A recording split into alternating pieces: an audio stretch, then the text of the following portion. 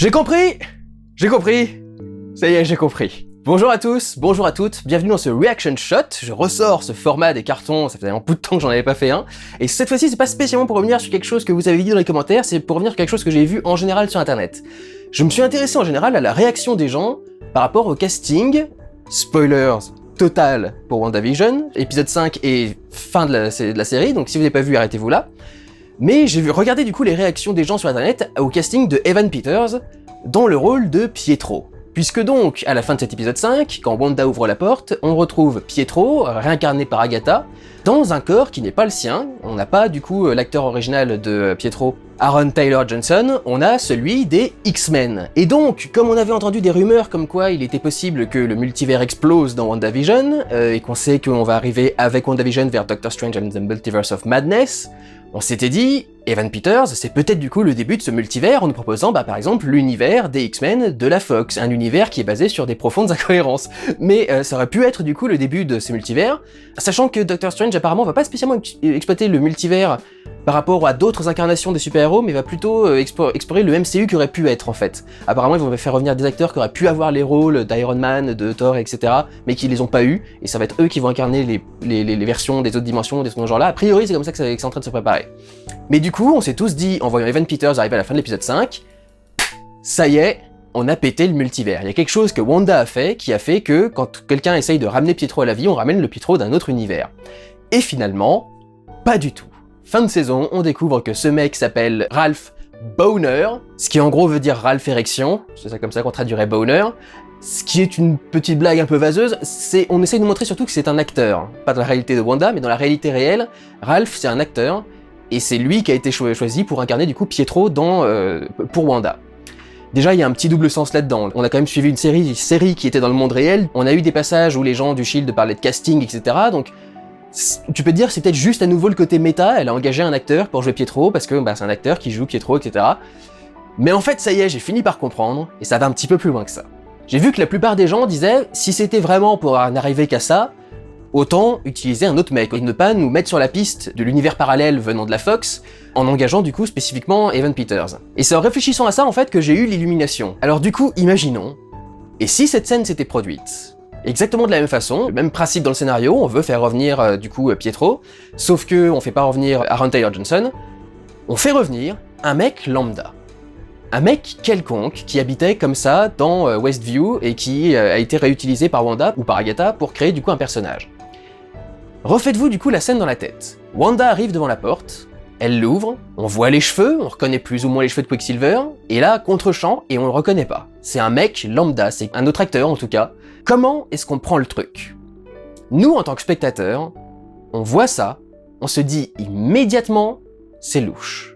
Et donc en fait, pendant tous les épisodes qui arrivent jusqu'à la révélation finale, qui c'est ce mec, on n'aurait pas eu, du coup, de véritable curiosité parce que, immédiatement, juste avec le casting de qui on utilise pour jouer Pietro, on aurait senti que c'était pas lui, on aurait senti que c'était une entourloupe. À la limite, on aurait peut-être été plus dans le flou quant à savoir vers quoi est-ce que ça allait aller, que se dire immédiatement « Ah, on va arriver vers le multivers », mais clairement, on aurait eu un doute sur qui est ce mec.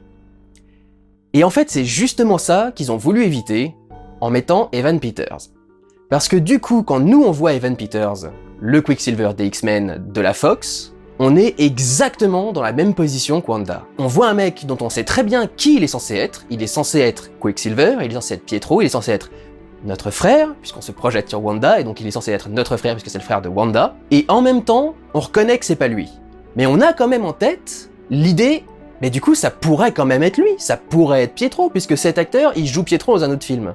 Et donc dans notre tête, il y a une possibilité très claire pour que ce soit effectivement au moins l'esprit de Pietro par exemple, le ramener dans un autre corps, ou un Pietro d'une autre dimension, ou etc.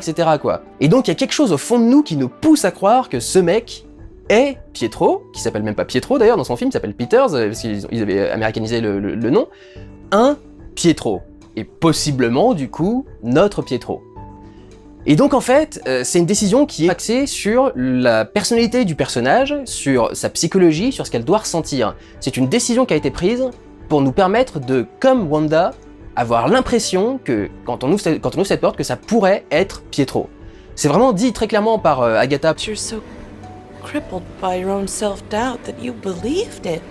t'étais tellement désespéré, t'avais tellement envie de faire ton petit monde parfait, t'avais tellement envie d'y croire, que t'as fini par y croire quand même. Et c'est un petit peu la même chose, on avait envie d'y croire, on avait envie de croire que ça pourrait être Pietro, même si ça devait être un Pietro d'une autre galaxie. D'une autre dimension en tout cas, pourquoi j'ai dit galaxie. Donc du coup, c'est quelque chose finalement d'assez intelligent, mais ça s'est un petit peu retourné contre eux, étant donné que, on sait effectivement que le multivers arrive, et on a tous pris ça pour un des premiers indices du multivers, quoi. Est-ce que ça serait passé dans la même façon si les choses étaient sorties différemment? Parce qu'en principe, on aurait déjà dû avoir Black Widow et Falcon and the Winter Soldier avant d'avoir WandaVision. Peut-être que du coup, on aurait pris le truc un peu différemment, mais je trouve que c'était une bonne idée. Du coup, maintenant que j'ai compris la décision de mise en scène, c'est une bonne idée en termes de mise en scène d'avoir fait ça. Mais alors, ce genre de bonnes idées qui sont très axées sur les personnages, ou qui sont très axées sur comment est-ce que sur une projection sur le spectateur, c'est toujours ce qui a fait défaut à Marvel, parce que si vous vous souvenez bien, ils ont déjà eu exactement le même problème, Marvel. Pas avec le multivers, avec le mandarin. Vous vous souvenez tous du mandarin, qui était joué par Ben Kingsley, et qui était révélé à la fin d'Iron Man 3 être un acteur. Pas du tout le vrai mandarin du comics, mais un acteur. Et ça a été fait pour que nous-mêmes, en allant voir le film, on ait l'impression que ça allait être lui le méchant, parce que tous les fans de comics savent qui est le mandarin, et quand ils ont vu le mandarin annoncé dans une bande-annonce, ils ont pas pu se dire autre chose que oui, ça doit être le mandarin, alors que le mec est même pas asiatique d'ailleurs, mais ils se sont pas dit autre chose que ça pourrait être le mandarin. De la même façon que dans le film, les gens sont persuadés que le mandarin est un vrai terroriste. Pour que du coup, comme les gens du film, on soit surpris par la révélation du fait que en fait le méchant, c'est Guy Pearce. Mais alors justement, le truc, c'est que c'était ça qui était un petit peu mal joué dans Iron Man 3, c'est que personne n'était dupe quant à qui allait être au moins un des méchants, si ce n'est le méchant. Quand on a vu Guy Pearce, et quand on a vu qu'il commençait à se rapprocher de Pepper Potts, etc., on a tous immédiatement compris que ça allait être le méchant à la fin.